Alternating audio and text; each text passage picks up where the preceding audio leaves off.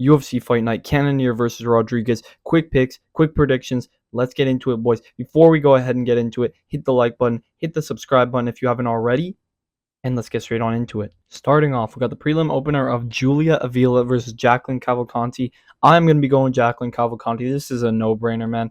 Julia Avila should not be in the bantamweight rankings. She has fought basically nobody. She's beat basically nobody's.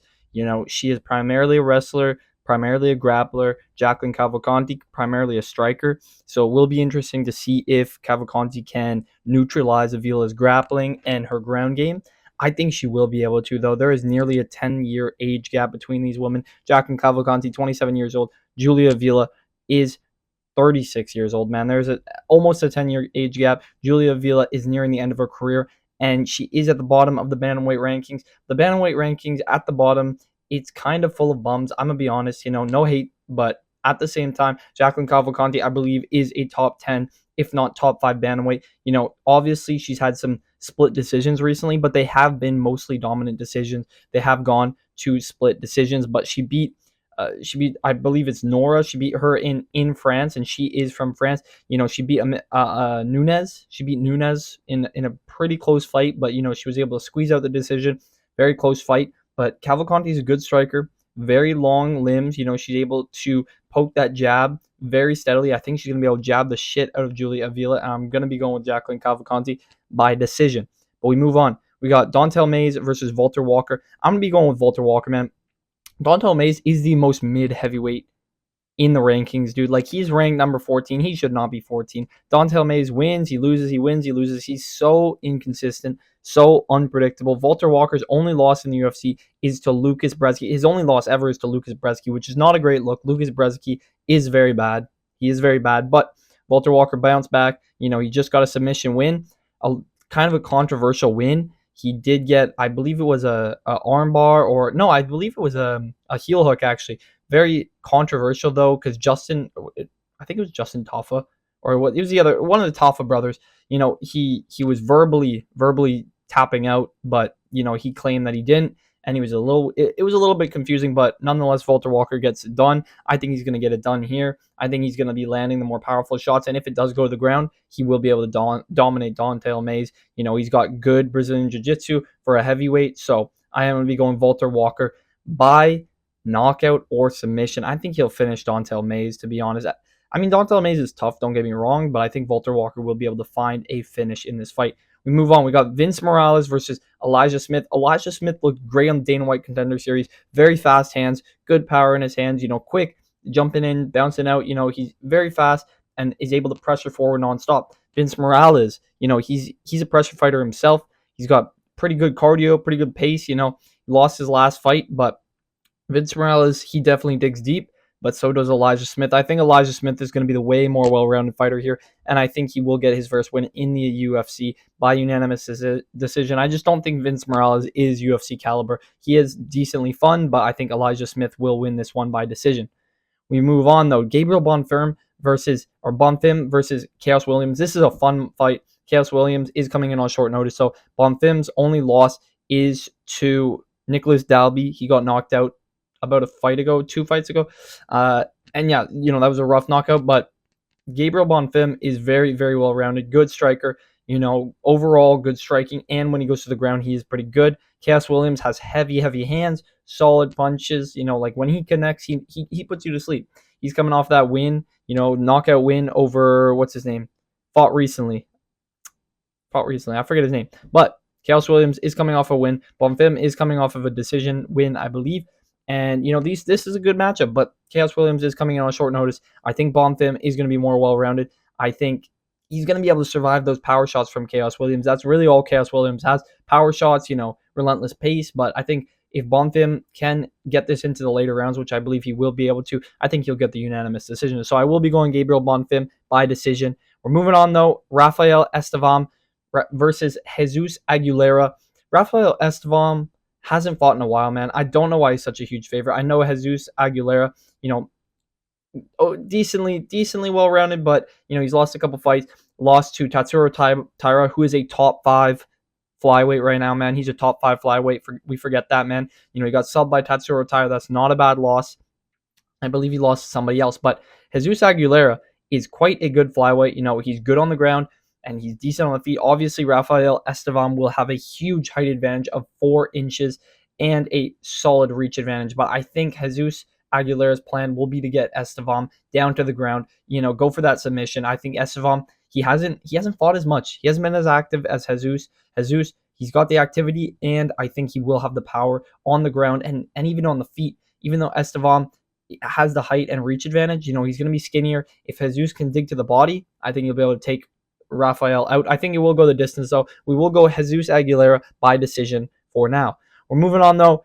Jared Gordon versus Cal Fernandez. For some reason, I can't open that up, but we got two motherfuckers looking like the exact same back-to-back. Cal is from Brazil. Jesus is from Mexico, but these guys look the exact same, man. So jokes. But Jared Gordon versus Cal Fernandez. I am going to be going with Cal Fernandez. I think Cal Fernandez is going to be the better striker in this. I know Jared Gordon is good. He's gotten robbed a lot of fights against Paddy Pimblett, against other guys, like a lot of split decisions, a lot of unfortunate unanimous decisions that he's lost. But, Jared Gordon's a good fighter, don't get me wrong. I just think Cal Fernandez is going to be the better striker. I think he's going to be able to get the decision over Jared Gordon. I'm going to go Cal Fernandez by decision.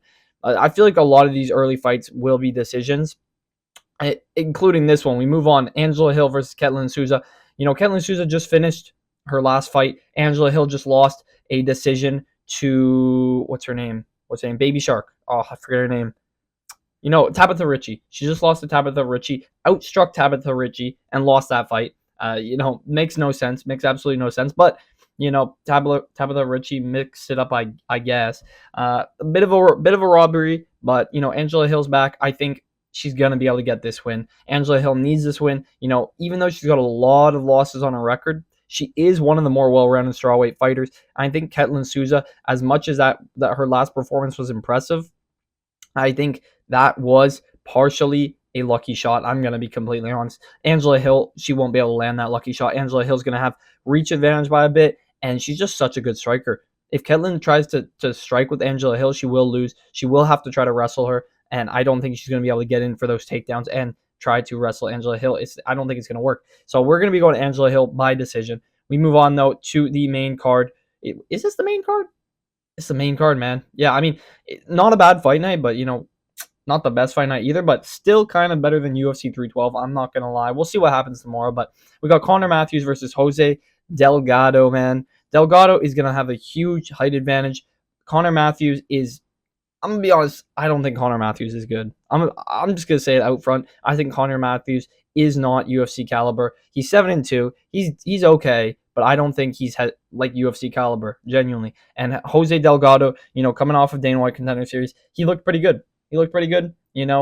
I think against Conor Matthews, he will be able to impose that reach and height advantage that he has. Well, Conor Matthews struggles with distance. He's not able to close distance very well, and I don't think he'll be able to take this to the ground. If Jose wants, he could take it to the ground, go for a choke, something like that. But I think Jose will keep it on the feet, be able to outstrike Conor Matthews, and will get the decision. I think it'll be unanimous decision for Jose Delgado coming into the UFC.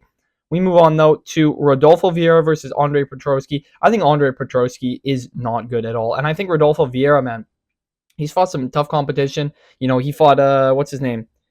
Oh, my goodness. He's in the rankings now. Fluffy Hernandez. He fought Fluffy Hernandez, got subbed by him. That's not a bad loss, man. Andre Petroski, he's been kind of up and down, but I just don't think he's going to be able to stay on the feet with Rodolfo, and definitely the ground, man. Rodolfo Vieira, if he takes this to the ground, I think he's going to sub Andre Petroski real soon, real quick. He's got power, and he's very, very physical, and he's very physically built. I think Rodolfo Vieira is going to take it to the ground and sub Andre Petroski in round 1 or round 2.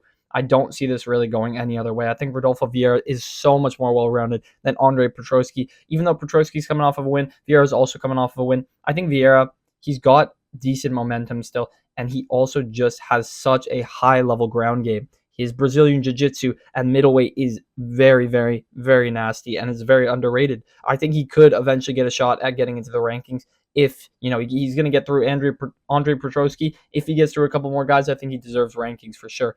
But we move on to the other Bonfim brother, Ismail Bonfim versus Nazim Sadikov. Of course, Nadim Sadikov is probably going to be the favorite because his name His last name ends in V. Of course, man. It's just expected. But we got Ismail Bonfim. I'm going to be going with Bonfim, man. I'm going to be going with both Bonfim brothers on this. I think Nazim is overrated. I think he's very overrated. He's got decent wrestling. Of course, he's from Russia, man. So, of course, he's going to have pretty good wrestling. But Bonfim, man, very well-rounded. Very, very well-rounded. Gave Benoit Saint-Denis a very tough fight.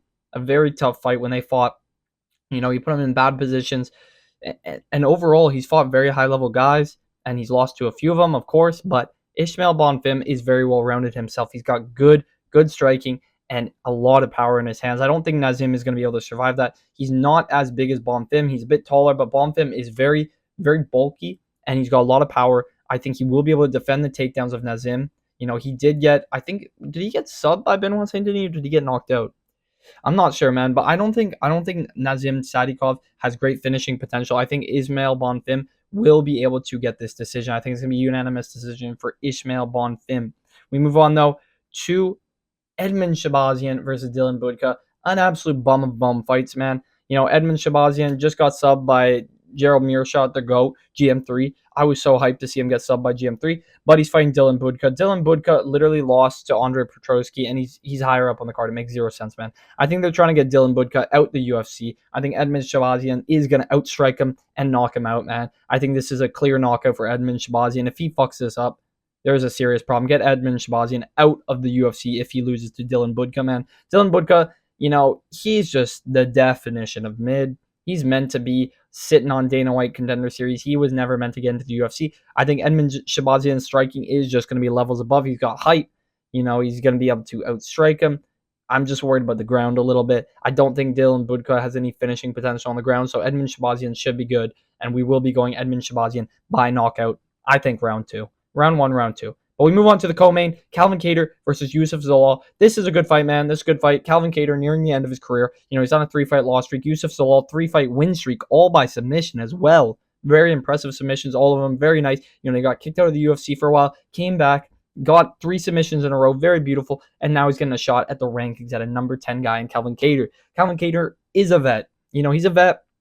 He's fought some of the best at featherweight, but he's never looked the same after losing to Max Holloway. I may switch my pick later on when I do my official, full card breakdown, but my full card picks and prediction breakdown. But for now, I'm going to be going with Yusuf Zalal, man. I think Yusuf Zalal will be able to get success. He will find success on the feet. Calvin Kattar's very open. He doesn't have great defense. We saw that against Max Holloway. We saw that even against Giga Chikadze. We saw it against Arnold Allen. Like, all these dudes he's fought, he's really struggled to keep his defense good. His defense is not good. His boxing defense is not great. Yusuf Zalal is a very dynamic striker.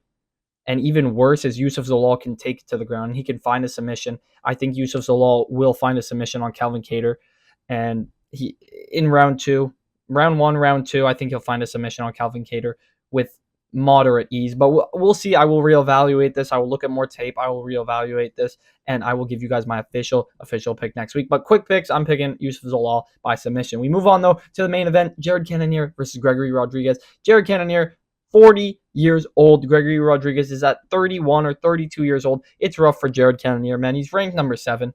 Of course, he's got to defend that spot, but it is rough. He's nearing the end of his career. Still looked decent against Imavov. Looked pretty good against Caio Borralho, man. He's taking a lot of damage, though. He's taking a lot of damage. Cannonier, I don't know if he's going to be able to survive Gregory Rodriguez, who is a guy who digs super deep. He digs super deep, even when he's got a gash right in the middle of his forehead, even when he has a third eye. He's still punching away. He's still looking for the finish. So this is going to be a banger. I think this is going to be a very, very solid fight of the night. Of course, 5 rounds. I don't think this goes 5 rounds. Somebody's getting knocked out. But Jared Cannonier, very tough dude. Gregory Rodriguez, even more tough dude. Like, both these guys are so durable that I don't really know how this plays out. Both of them have decent, pretty much the same build. Gregory Rodriguez has a height advantage, but both these guys are very big, a lot of power in their hands. They're going to be winging bombs, big hooks, nonstop for the entire fight. I don't see this fight going to the ground. If it does, Gregory Rodriguez will take it down, but I am going to be going with Gregory Rodriguez for now. Due to his age, due to his power, due to the amount of kind of momentum he's got going on right now. Jared Cannonier's had some tough losses. Obviously, the KO against Imavov was, that was a bit of a robbery KO. He shouldn't have gotten knocked out there. He was still on his feet. But, Jared Cannonier still took an immense amount of damage fight when he fought Caio Baralho, where, Caio Baralho almost knocked him out in round 5 at the end of the fight. So I think Gregory Rodriguez will find the knockout on Jared Cannonier, but it will be close. For now, I'm going to be going Gregory Rodriguez by knockout, but again, I will reevaluate this next week, boys. If you did enjoy the video, that's the entire card. Hit that like button, hit the subscribe button, drop your comments down below what your favorite fight is, and I'll catch you boys in the next one. See you.